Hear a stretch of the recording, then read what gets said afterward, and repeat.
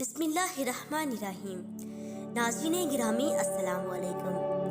امام علی علیہ السلام نے فرمایا کہ ایک زمانہ ایسا آئے گا کہ بھائی اپنے بھائی کا انکار کرے گا، بیٹا اپنے باپ کو آنکھ کر دے گا اور عورتیں اپنے شوہروں کی مذمت کریں گی۔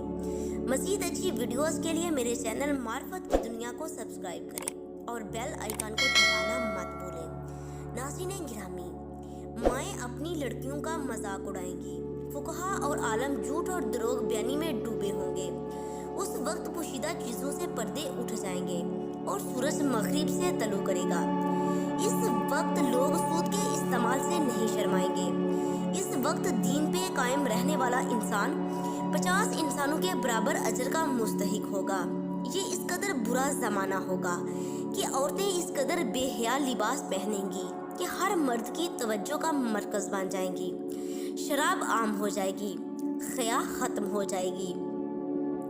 چھوٹے بھائی کا قد بڑے بھائی سے قدرے لمبا ہو جائے گا اور جھوٹ اتنا عام ہو جائے گا کہ لوگوں میں عزت بحال کرنے کے لیے جھوٹ کا سہارا لینا پڑے گا اور جھوٹ کے ذریعے سے لوگ اپنی عزت بنانے میں فخر محسوس کریں گے۔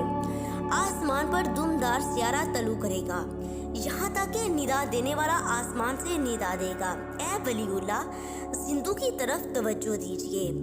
اس وقت ہمارا قائم جو پردہ غیب میں ہوگا تو وہ ظہور کرے گا، تو روح اس کے پاس آئے گی اور اسے کتاب مبین اور انبیاء کی میراث دیں گے۔